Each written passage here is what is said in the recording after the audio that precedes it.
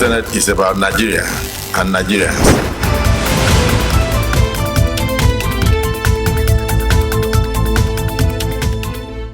You are coming to be a minister of the Federal Republic of Nigeria. Senate screens nominees for ministerial appointments, and ministerial nominees share their visions and plans for Nigeria. Hello and welcome to Inside the Senate, a program where we bring you the activities of lawmakers from the Red Chamber at the National Assembly. I am Aisha Mohammed Ahmed, your guide on the program. Monday, 31st July 2023, saw the commencement of screening of first batch of the 28 ministerial nominees forwarded to the Senate by the President Bola Ahmed Tinubu. The Senate also received the names of second batch of ministerial nominees. It was delivered to the Senate on Wednesday, August 2023. Details of the screening of the ministerial nominees alongside a summary of other precedents when we return after the break. Do stay tuned. We are fighting for this democracy. This country will definitely improve in terms of development and progress. Nigerians deserve better living. What is executive and the legislature, they are going to put in their best for a better Nigeria.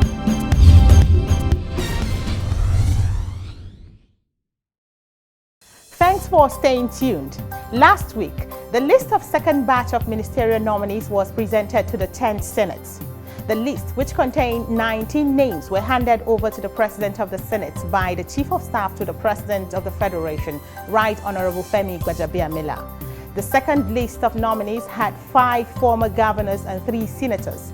The nominees include Adegboyega Oyetola, Atiku Bagudu, Bello Matawalli, Ibrahim Gaidam, Simon Lalong, Senator Sabi Abdullahi, Senator Alkali Ahmed, Saidu, and Senator Heniken Lakbawdiri. Others on the list include Ahmed Tijani, Bosun Tijani, Mairiga Mahmoud, Festus Keyamo, Ishaq Salako, Tunji Alausa, Tanko Sanunu, Lola Adejo, Shoaibu Abubakar, Tahir Mamman, Uba Maikari, Zephania Gisalo.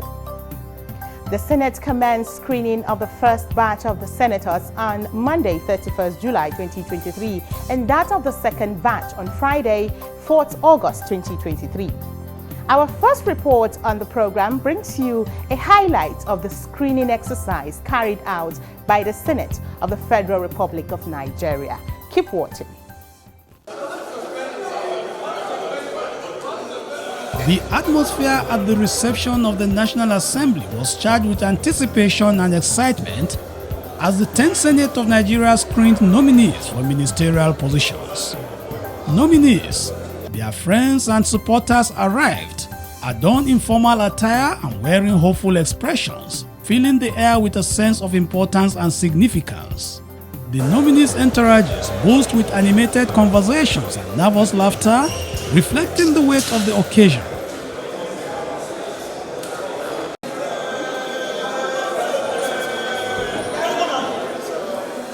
The arrival of distinguished senators, along with the Senate President Godswill Akpabio, was greeted with respect and admiration as they all made their way into the Red Chamber, highlighting the gravity of their role in the screening process.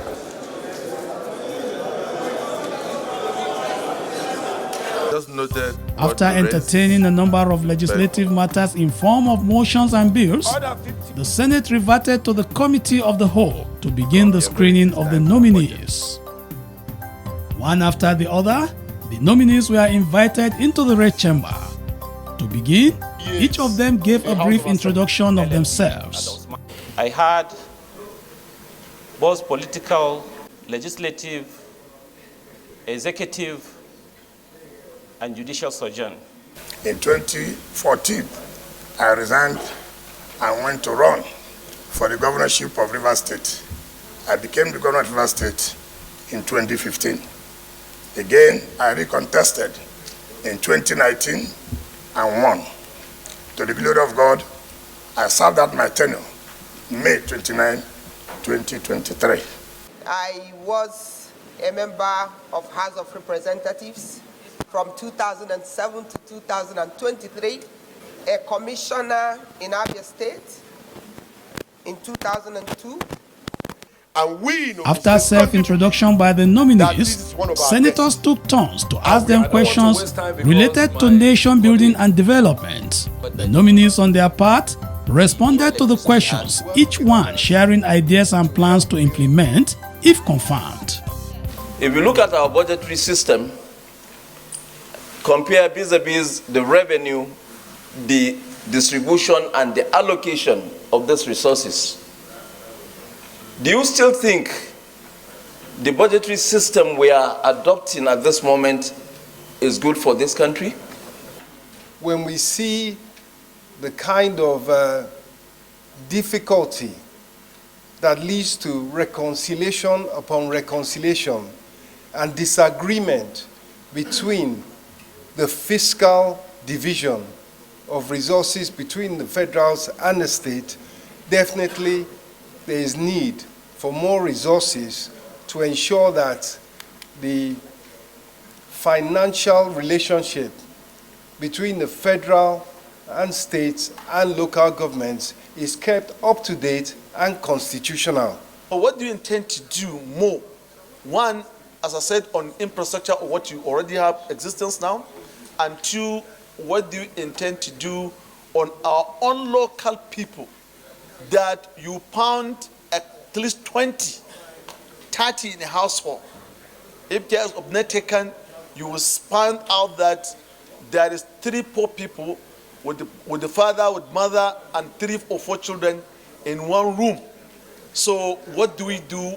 And we have available opportunity to improve that one. We have to engage the Nigerian Population Commission, who they are about to conduct census for Nigeria within the next few months or to come. They are doing also the housing census.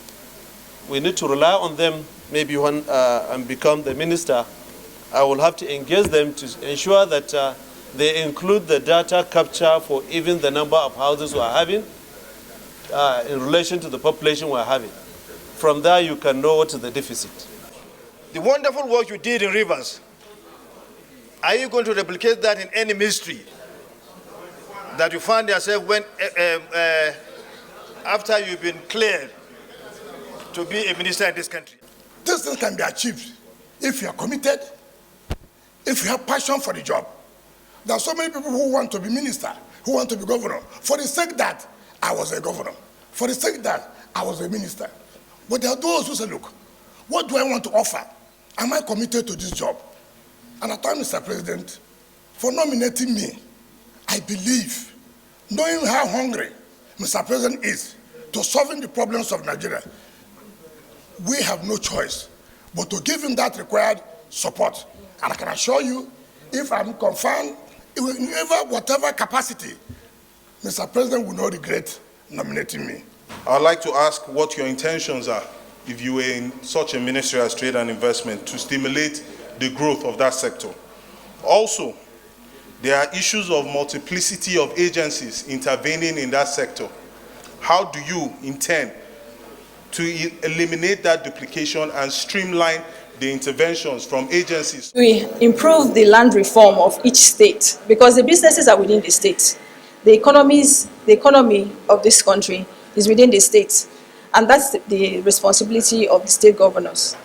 There should be a deliberate attempt to improve land reform and, most especially automate the process of owning land, owning property, landed properties, and using it for businesses. Currently, we know that if you buy land today and you're waiting for your CFO, it takes a long time. That has to be done. The best point of taking care of healthcare delivery is at primary care level, all over the world. For any healthcare system that is successful, the secret is in primary healthcare level. What will be your plan in case you are assigned to the health ministry for the primary healthcare system in this country? And except we fix the primary health care, we cannot achieve universal health coverage. The government, working with the legislative arm, have provided the basic healthcare provision fund. We want that, private sector participation, and indeed, all our development partners to come on board to see that Nigerian primary health care is completely functional, and that will go into the secondary, the teaching hospitals and specialist hospitals to offer care. I think ordinarily, Where discrepancies were observed, senators called for clarification. The very first page, page 1, you said you were born on the 2nd of December 1980. Now, looking further down, you attended St. John's Primary School, Boko. You just wrote 1989. I'm wondering whether you finished primary school in 1989, which will suggest that you either started primary school at the age of 3 or 2 for you to finish in 1989. That's 1. 2, you also claim that you went to SEPA Secondary School. You put 1995. That will also suggest, so I don't know with the band whether it was 1989 to 1995. But what is also, what will appear a bit distorted for me, which I also need clarification for, is that given your academic excellence, you know, you graduated in 2004, meaning that, you know, you probably will have spent almost 9 years for your first degree. I just need you to clarify those data. 1984, 1985, 1986, 1987, 1988, and 1989. That was when I passed out with first school leaving certificate. Primary school. I'm talking about primary school.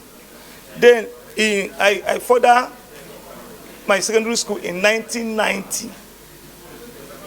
Yes, secondary school in 1990. 1990, 1991, 92, 93, 94, 95. That is when I got my SSCE. That's when I got my SSCE. Then I graduated in 2004. Yes, what happens that I was actually supposed to pass out in 2003, but there was a prolonged strike. If you can remember, there was a prolonged strike by ASU. Then I did a 5-year program in engineering, which I was supposed to stay there for 5 years.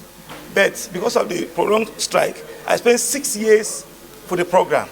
That is why I graduated in 2004. I would like you to go back to your academic qualification. I've been looking for your school cert. I saw one. You sat for 5 subjects with 2 credits. I don't know how. I want to imagine that you still have another to bring. If not, I would want you to explain how you got into university. I have other secondary school results which I have all passed that I have not attached to my CV because we are talking of secondary school certificates. And I want to remind distinguished senator, which I know he very much know, that the qualifications of secondary school certificates as enshrined in the Constitution, you can stand for an election up to the presidential election. You are not coming to stand for election. You are coming to be a minister of the Federal Republic of Nigeria. So which are the other certificates you concealed? Which are the other certificates that you did not put in your CV? What I'm trying to say is that I have sat for another examination and I have passed, but I don't want to attach another qualification. It's important for all other nominees to know that we would like to know something about them in totality, including the number of wives, the number of children. Nigerians have a right to know their ministers. The international community has a right to know their ministers. So please, I don't think it's you don't choose and pick. So we will give the nominee time to bring the other certificates to circulate, but not necessarily appearing again before. Speaking to journalists, some senators commented on the screening process and the nominees. We prefer to ask general questions that will be of valid to the Federal Executive Council. So that whatever question we're asking them now, when they are contributing in memos at the Federal Executive Council, it will help them. Portfolio should have been sent. As we develop politically, I think we need to take that as part of our norms. That is what is done in other developed democracies. Those were the highlights of the screening exercise for 48 ministerial nominees carried out by the Senate. Let's break here to open our Senate notebook. More reports from the screening when we return.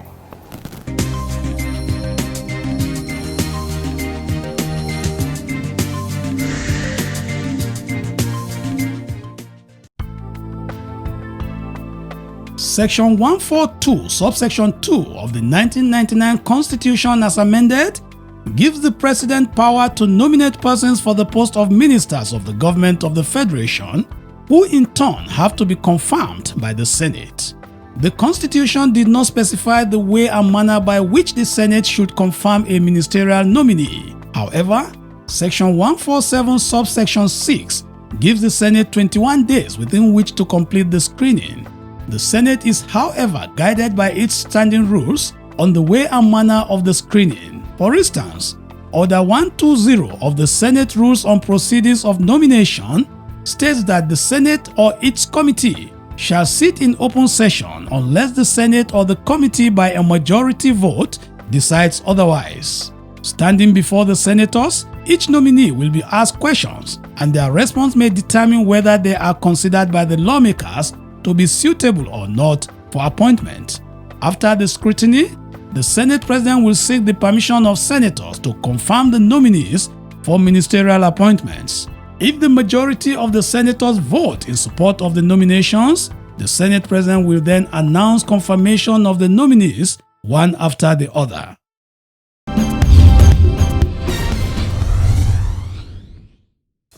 You're still watching Inside the Senate, your window into the activities of the Red Chamber at the National Assembly, and we just brought to you high points of screening of ministerial nominees by the Senate. Our crew caught up with some of the nominees who reiterated their unwavering commitment to serve in Nigeria, drawing on their wealth of experiences, skills, and passion to contribute to the nation's development. They spoke on their visions, plans, and how they aim to address the pressing challenges facing our beloved country. Let's hear from them. I am nominated by Mr. President. One thing that was obvious from the nominees was their readiness to serve the nation. Some of them spoke to Inside the Senate on their plans if they scale the screening and are eventually appointed. When I think that I'm prepared for the job, and I want to thank Mr. President for finding me worthy to work with him. I will give all the support to the way I worked in Rivers. I will work on how I did in Rivers to give Mr. President the enough support that will make him, of course, fulfill the yearnings of Nigerians.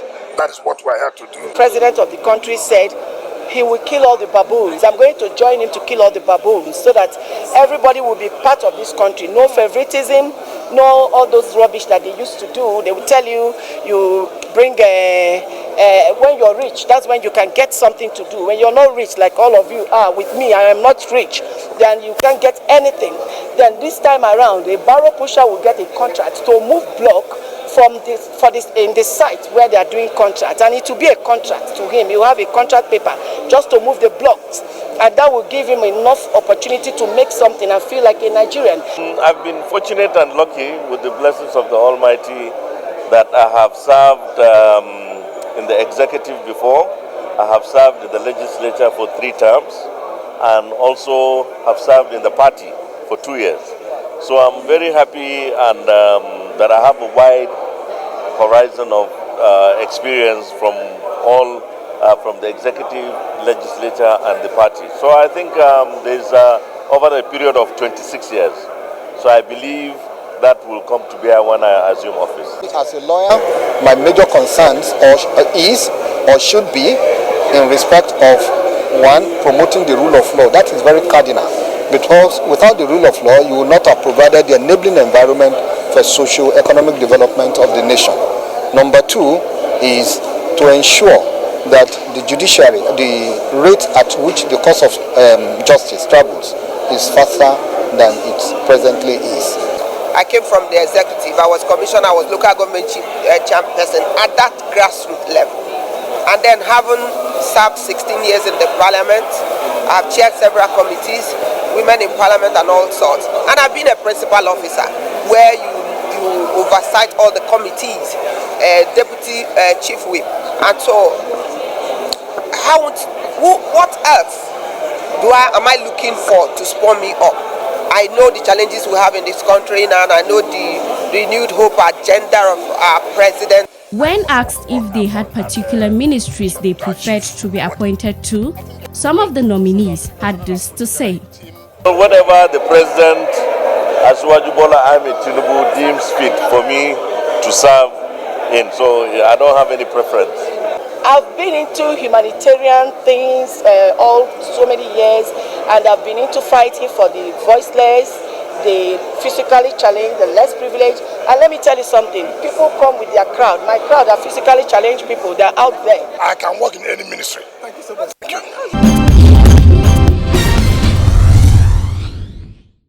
Our profile segment is next on the program. It's a new Senate. Let's know more about our senators.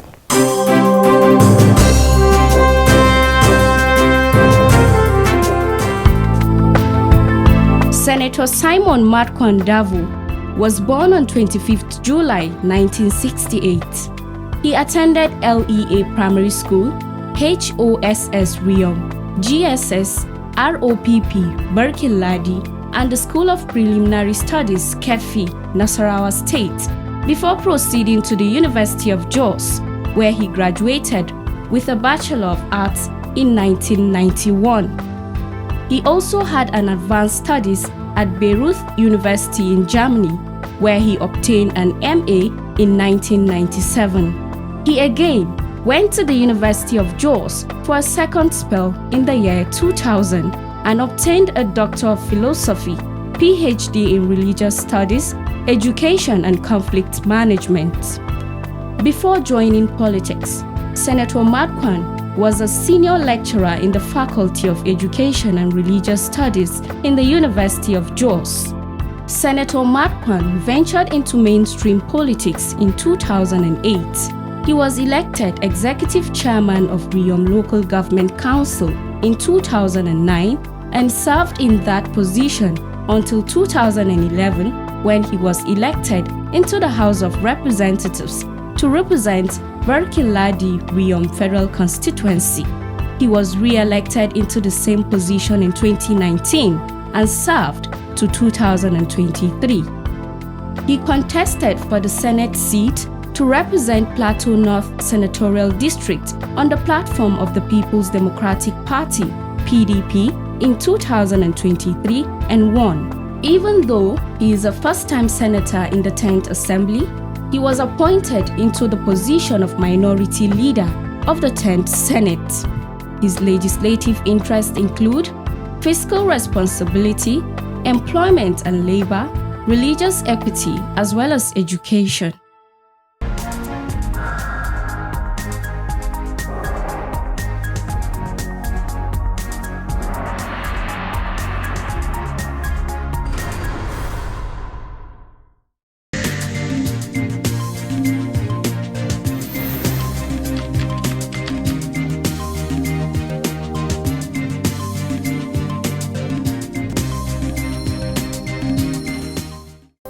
This brings us to the end of the program.